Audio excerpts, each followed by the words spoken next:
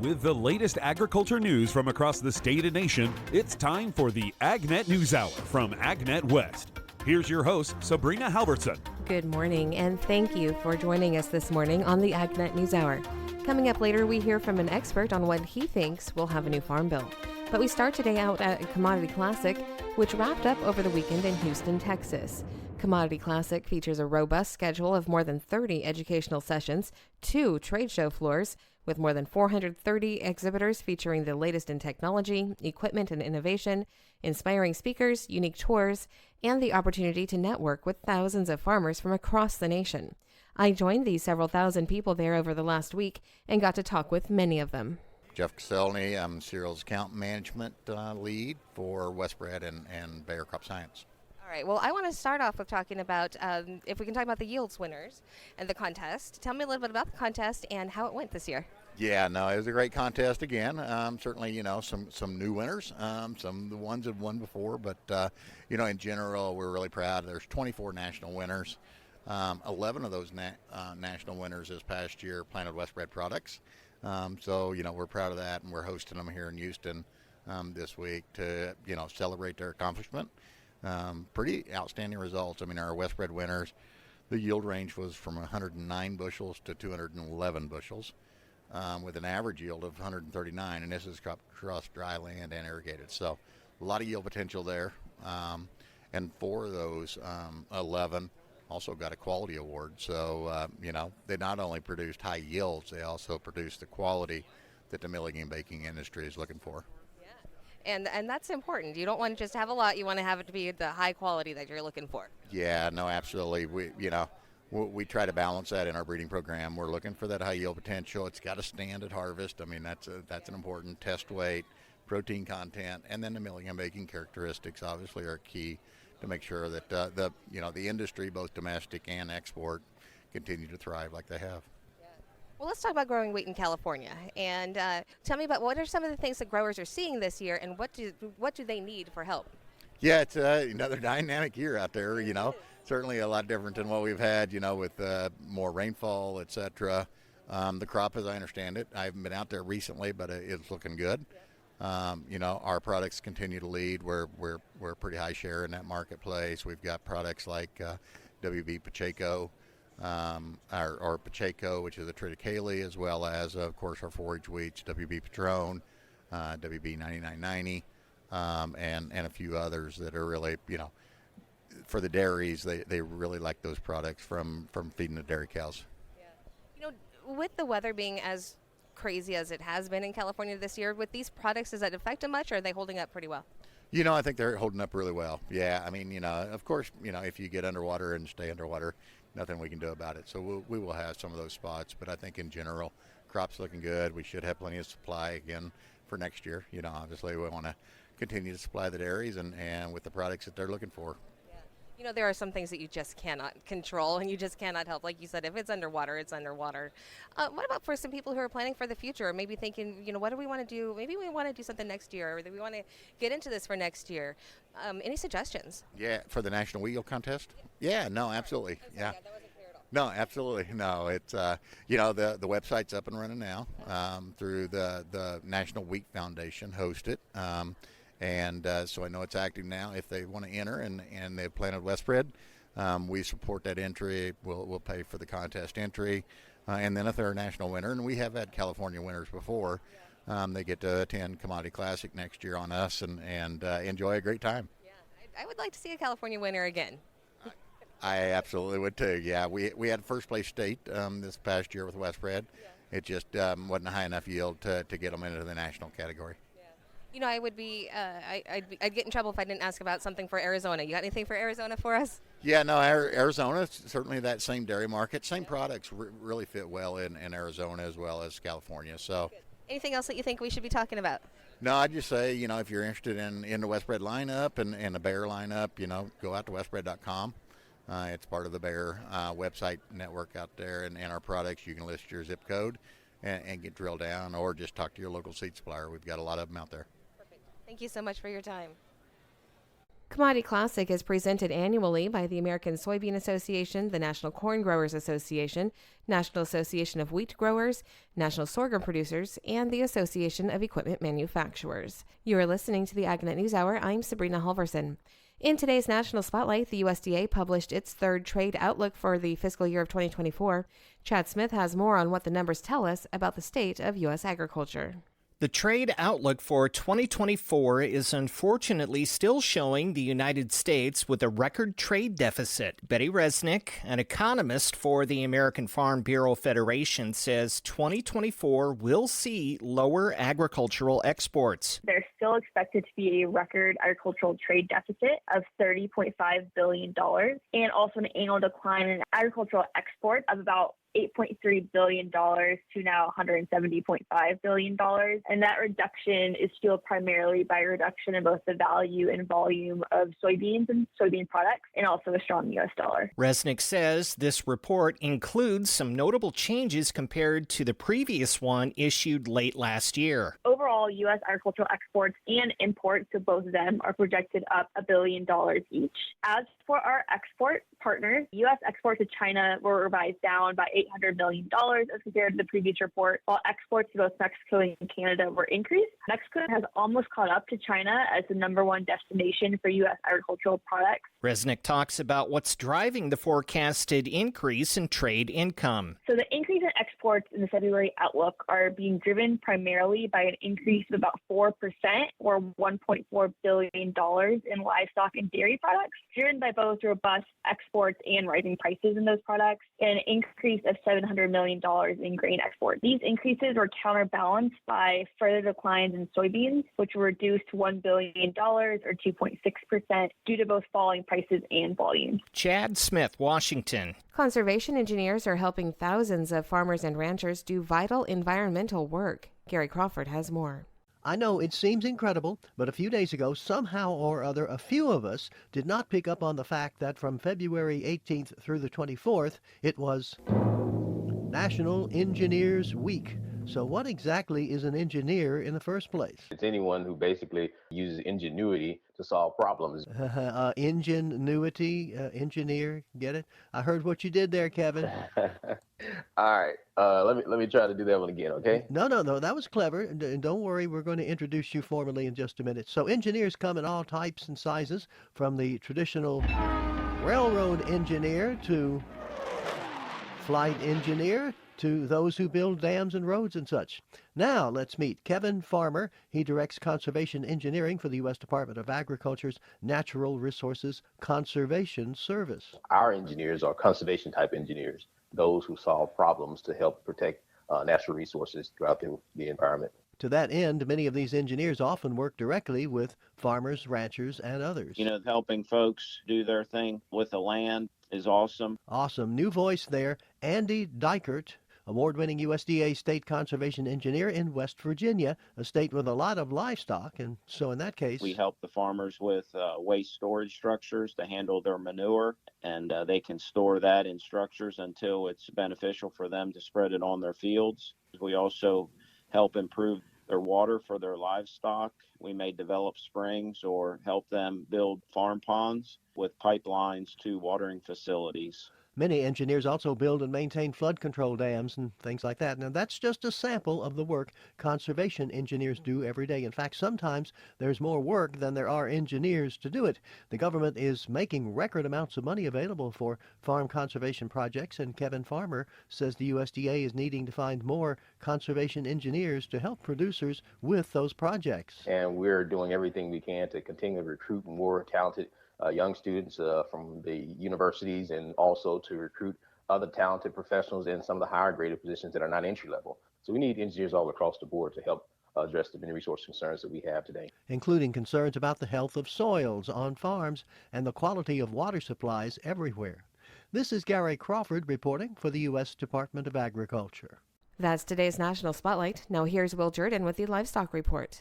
In today's livestock news, more than 150,000 attendees from 190 countries were in Dubai, United Arab Emirates last week for Gulf Food, the world's largest annual food and beverage show. U.S. Meat Export Federation President and CEO Dan Hallstrom provides insight on what he describes as the busiest Gulf food show he's ever attended, with exceptionally large contingents from Africa, the Middle East, China, and North Asia. Gulf Food 2024 in Dubai was yet again another, I think, record-breaking attendance. At least for the first 3 days, it looked like a much bigger attendance than any of the previous years I've been to. And a real, people think of it as kind of a Middle Eastern, African show, and it is, but it's really a global food show. Of course, the same old questions that we've had the last year or so about supply, and with the downturn in the availability of production due to the drought. But with that being said, I think there was a really big appreciation of the opportunity to look at different cuts. If they're used to middle meats, for example, maybe we could look more at the end cuts. If they're used to end cuts and can't get as many as they would like, why don't we look at beef variety meats? I think this sort of discussion was a theme and a real positive because, for the most part, the people in the trade understand what's going on with factors out of our control, and they're willing to work with us. So that was another real benefit of getting a lot of our members together with the trade in this venue to talk about these sorts of things. Another benefit of FaceTime with Middle Eastern nations is gauging the economic climate of our trading partners. I think the economies, it really depends on the country, and you look at the GCC, for example. Saudi's doing quite well. The UAE is doing quite well, and there is maybe some momentum, economically there, despite all the headwinds throughout the region. But then you segue into some other areas like Jordan and Lebanon, and of course Egypt, which is right there in the epicenter of a lot of the activity with the Suez Canal and this sort of thing, and with the Gaza situation. It's a little more of a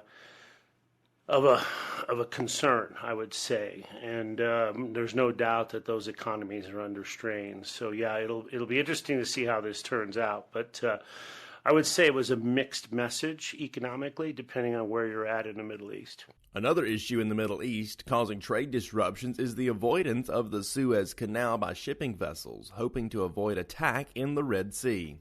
I'm Will Jordan for AgNet West. This is the AgNet News Hour. I'm Sabrina Halvorson, and we will be back in just a moment with more agriculture news.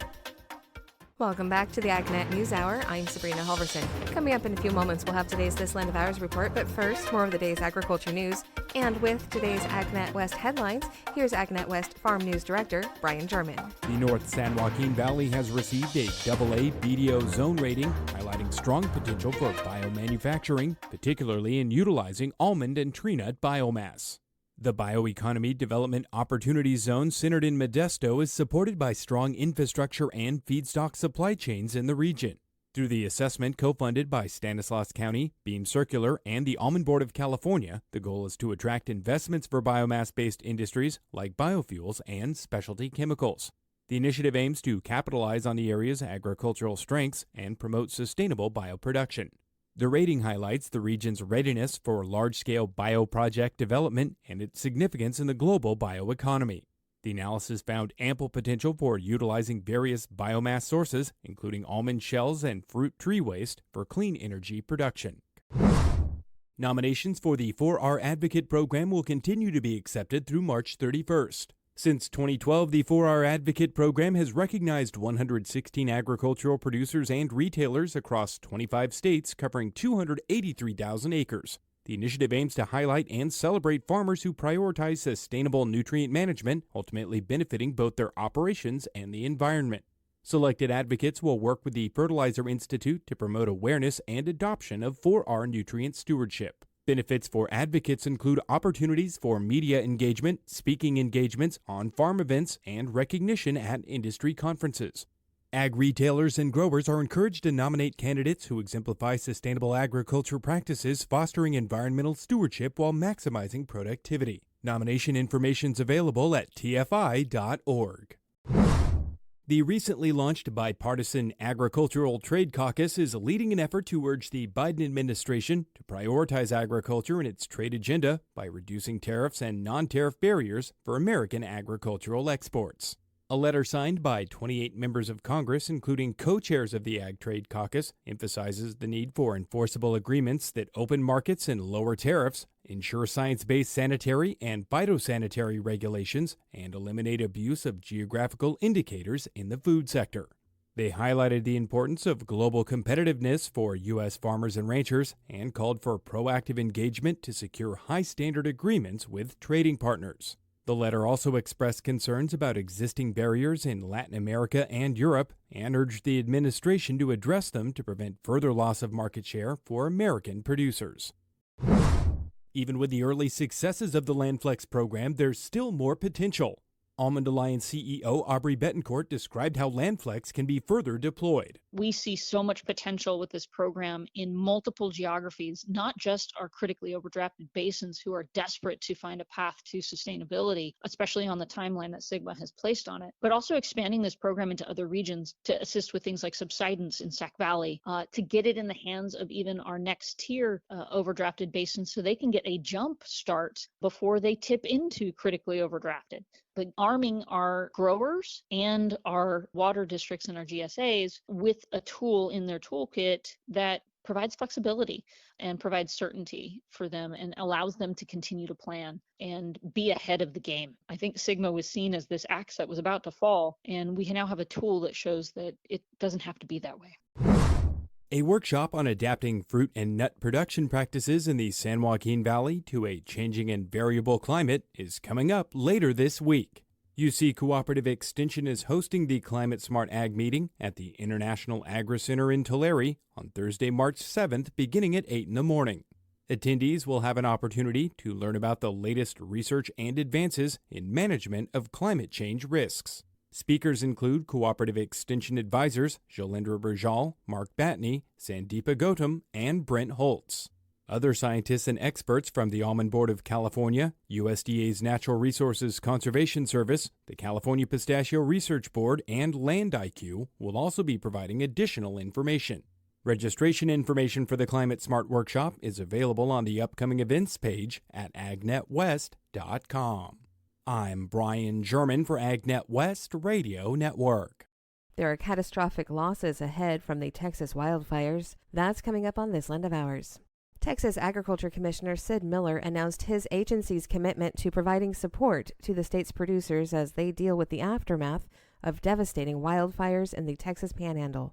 The Smokehouse Creek fire has burned through almost 1,700 square miles of land, making it the largest on record in Texas going back to 1988. 7 grain and seed operations have reported total losses. Miller says the fires not only threaten lives and property, but will also have a substantial impact on the Texas agriculture industry. More than 85% of the state's cattle population is located on ranches in the Panhandle. Miller also says there are millions of cattle in the region, with some towns made up of more cattle than people. As Governor Greg Abbott declares a disaster in 60 counties, the TDA's State of Texas Agriculture Relief Fund is calling for donations to assist Texas Panhandle farmers and ranchers.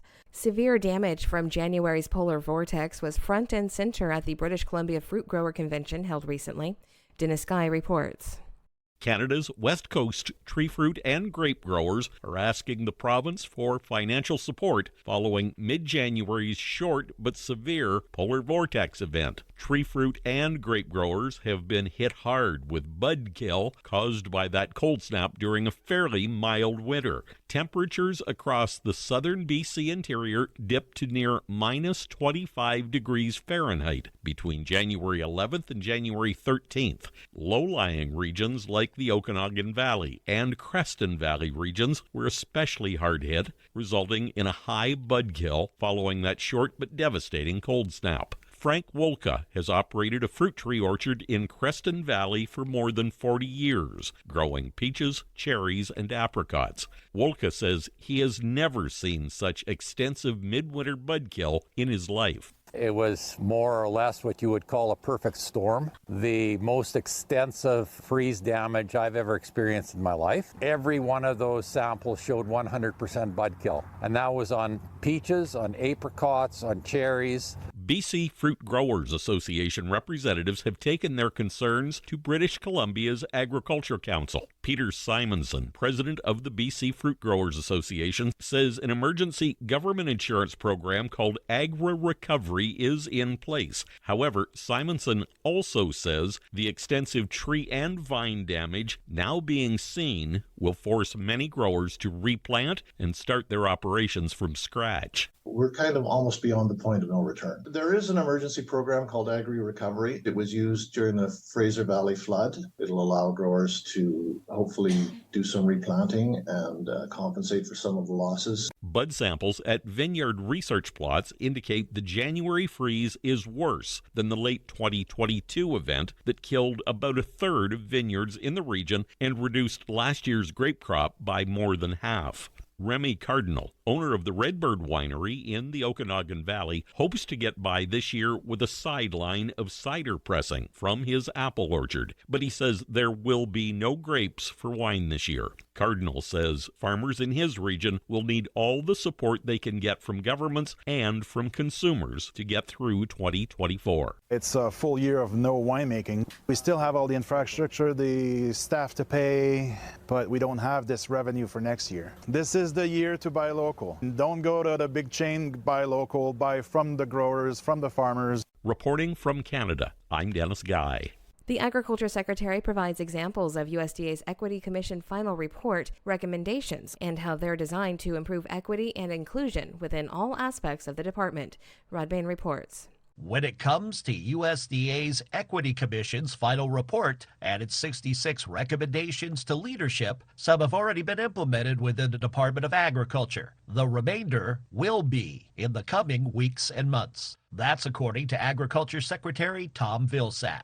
But how are those recommendations designed to address issues of equity and inclusion? The Secretary provided examples using illustration of how an impacted USDA customer should be seen for the individual they are and appreciated for that. For instance, this commission charges us at USDA to see that black farmer in need of credit and perhaps not trusting the system to treat him or her fairly. We're entering into cooperative agreements through our Farm Service Agency office of organizations and entities that black farmer can relate to. And that organization is saying to them, let us help you create a trusting relationship at USDA. We see that black farmer in simplifying our process, which is one of the recommendations of this report, making it easier for people to actually get the credit that they need. Another illustration. That Native American farmer wants to make sure that we see him or her in our conservation programs, that we can incorporate that indigenous knowledge in our standards and in our support, so in turn they can be in line with their heritage and their history. Secretary Vilsack offers the illustration of a Hmong farmer asking a Farm Service Agency county committee to review credit applications for discrepancies, only to find out that entity does not have minority representation. We see that Hmong farmer because we've appointed minority members to county committees across the United States to ensure that there is somebody in the room with a point of view that can recognize when equity has not occurred. This report asks us to continue working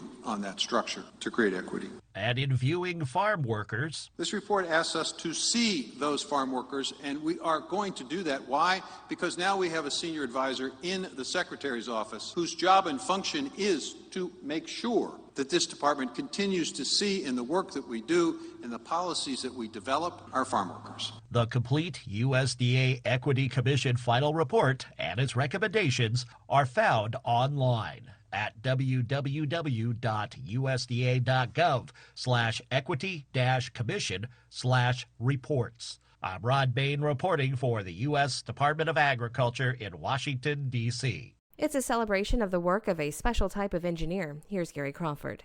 I know it seems incredible, but a few days ago, somehow or other, a few of us did not pick up on the fact that from February 18th through the 24th was National Engineers Week.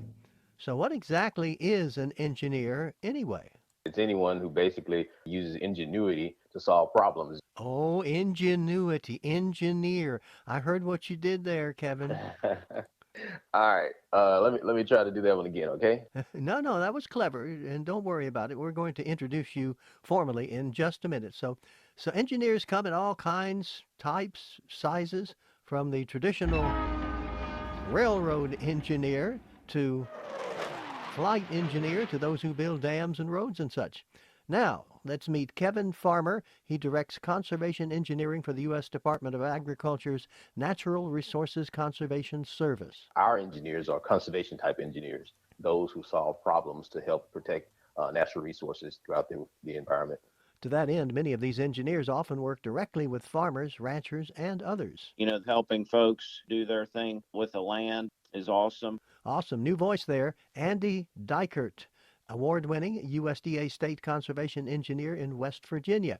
That's a state that has a lot of livestock, and so we help the farmers with waste storage structures to handle their manure, and they can store that in structures until it's beneficial for them to spread it on their fields. We also help improve their water for their livestock. We may develop springs or help them build farm ponds with pipelines to watering facilities. Many engineers also build and maintain flood control dams and such, and that's just a sample of the work conservation engineers do every day. In fact, sometimes there's more work than engineers to do it.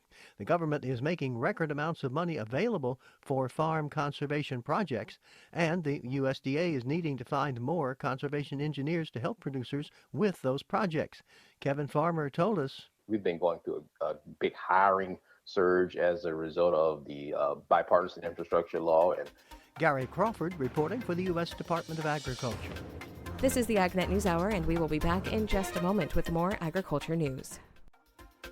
Welcome back to the AgNet News Hour. While I was out at Commodity Classic last week in Houston, Texas, I spoke with Brian Keel, Director of Government and Public Affairs for Pinion. Here's our conversation. My name is Brian Keel. I'm Director of Government and Public Affairs for Pinion, which is a national ag business advisory company. All right, Brian, you and I have spoken a few times over the phone, but today we are out at Commodity Classic being held in Houston, Texas, and you are out here talking with growers as they're coming by.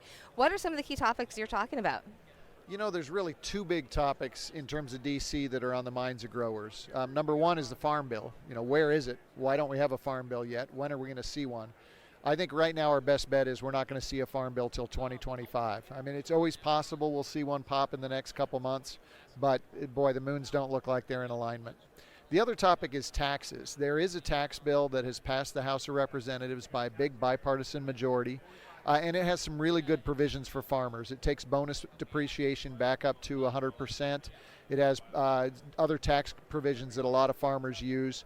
It's stalled in the Senate, and we're trying to get senators to pass the bill. We encourage people to talk to their senators and ask them to move that tax bill through the Senate. Let's go into that a little bit more in detail about the tax bill. Tell me a little bit more about why this could be important for farmers.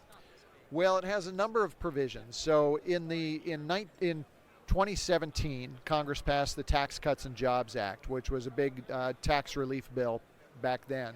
Unfortunately, a lot of those provisions are expiring, and they're starting to phase out now, and then they'll really phase out in 25 and 26. So, for example, one of the issues we're spending a lot of time thinking about and talking to our clients about is estate planning. The 2017 bill doubled the estate exemption and the gift tax exemptions so that people can really give away a lot of money during their life and not have Uncle Sam grab a big chunk. Those provisions go back to the original levels in 2025 and 2026. So those are things people need to get on top of and stay on top of. This tax bill doesn't address specifically the estate and gift tax issues, but it does address bonus depreciation, which if you are buying equipment is a really big deal. How quickly can you depreciate equipment? So we want to see this provision passed, and again, we need the Senate to act on it. Have you seen much movement in the Senate? Has there been any more support? No, unfortunately, the Senate has stalled, and it's frustrating because the House, again, it was bipartisan. I mean, it was a blowout vote. Democrats and Republicans voted for it.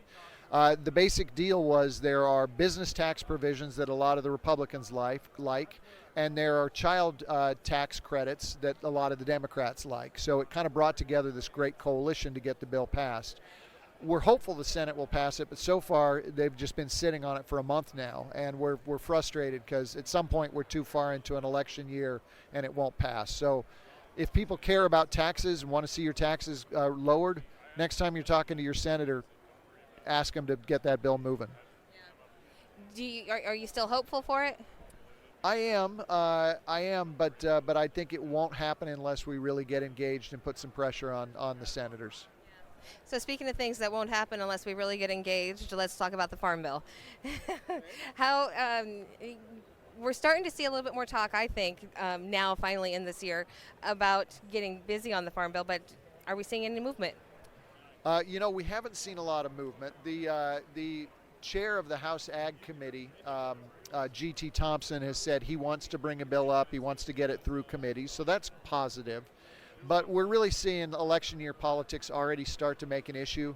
And the further we get into an election year, the harder it is to see this bill passing. So if it doesn't happen in the next month, I think the best bet is second quarter of 25.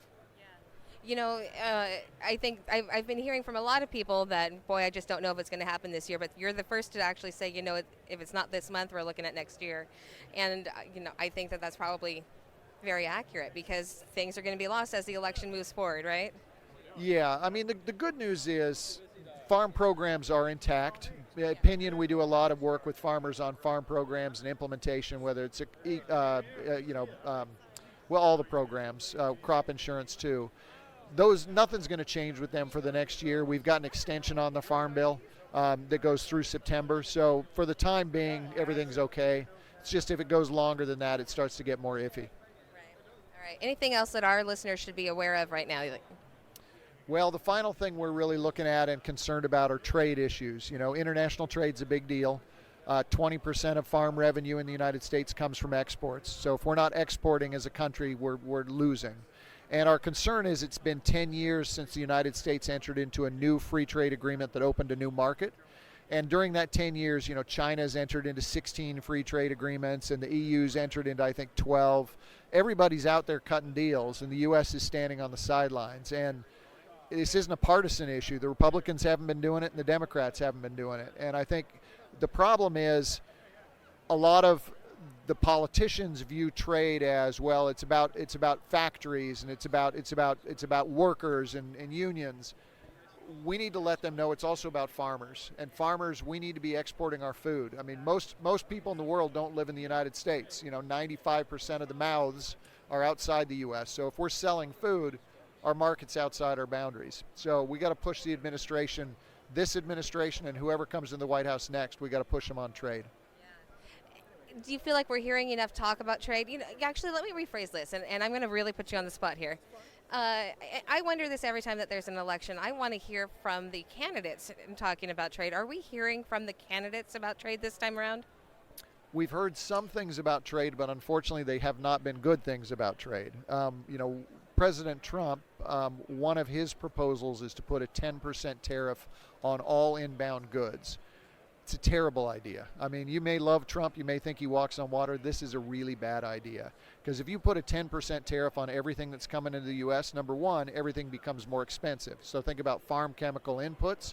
All of that stuff gets more expensive. You think about anything we import. But then think about what other countries will do. If we start taxing them, they're going to start taxing us. And we saw that with President Trump's trade war in 2018 and 2019, all the retaliation that happened that really took a lot of money out of our pockets. Now, we papered over it with the market facilitation program, those payments, which was good. It kept farmers whole. But long term, I think we're starting to feel that bite because we've lost market share. And you can write a check and you can subsidize for a while, but eventually it really catches up to you if you don't have the markets. Farmers need markets to sell to.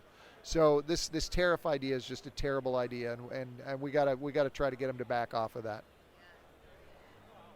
How do we get him to back off of that? Do you think that again, should people be contacting lawmakers and asking them to please explain this, or how do we go about that?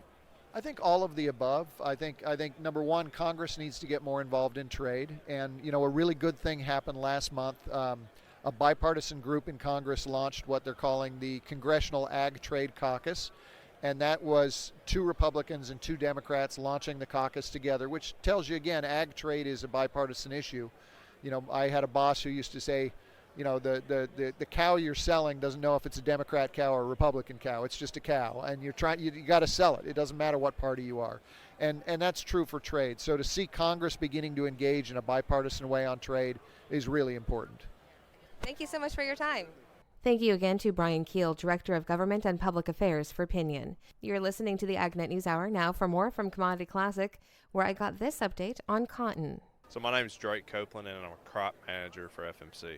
Well, let's talk about the southeast region for cotton and what are growers seeing and what do you think can help them out this year?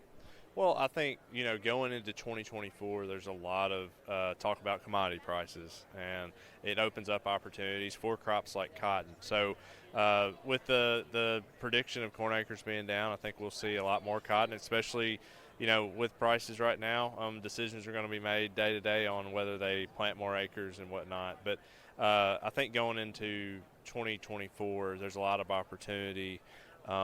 Given the genetics that they have with the new varieties, if they're placed on the right acres, our partners are in the seed business do a great job of doing that. But on top of that, I think what we learned last year is pest control is something that is top of mind for everyone, especially with the cotton crop. That's something that we'll continue to talk about, continue to monitor, and keep solutions in front of our growers. What about in California and that area, California and Arizona, if we can talk about the two of them together? Anything that growers should be thinking about there? Yeah, I think there's a lot of opportunity out there as well across the cotton belt. But I think one thing from an FMC standpoint that we have an offering for those growers out there for their western plant bug issues is a product called Carbine insecticide from FMC. Really good product, safe on other insects in that system, and I think it's a solution that growers should look at in that cropping system out west. Okay, so let's talk about the weather that we've had this year in cotton, and we've had a lot of rain. It's been a wetter year. So what kind of issues could that cause, and what should growers be doing? Yeah, so with the El Nino pattern that we've had, I mean that presents a lot of moisture, which causes, in some cases we could see more insect pressure in 2024. We don't know that for sure, but it could set us up for that. And I think, with prices and going into 2024, people are making decisions, putting pencil to paper on what do I skimp back on. And I would say from a crop protection standpoint, insects are something that we have got to stay on high alert with, especially across the cotton belt, depending on if it's plant bugs in the Mid-South or stink bugs in the Southeast, or like we talked about, western plant bugs out west, something we want to stay on top of. And, with those, if you're a day or two late, that puts us in a bad situation. So that's something that, I would stay on top of, given the weather pattern that we had over the last 6 months. Yeah. And as you said, if you're a day or two late, I mean, we're talking a day or two late. You don't want to, you really don't want to take your time on this. Yeah, and that's why we have consultants. We rely on them to be out in the fields, and they make decisions. Of course, there's logistics that also go into that too. But we have trusted advisors that have done a great job throughout the decades of producing cotton, and I think we'll continue to do so. So, yeah. Anything else you'd like to add? No, I would say one thing when looking for FMC solutions, go to agfmc.com. We have it segregated by crop, so you can click on cotton and see the other solutions that we have to offer if cotton growers are interested. That's today's Top Agriculture News. I'm Sabrina Halvorson. Thank you for sharing your morning with us. To get more information on the topics you heard today, visit AgNet West online at agnetwest.com. You can also stay connected by following us on our social media at AgNet West on Facebook, Instagram, and Twitter. You can also find our broadcast team of Brian German and Sabrina Halvorson on Facebook and Twitter. Thank you for listening to the AgNet News Hour from AgNet West. AgNet West Radio Network, your primary choice for agriculture news.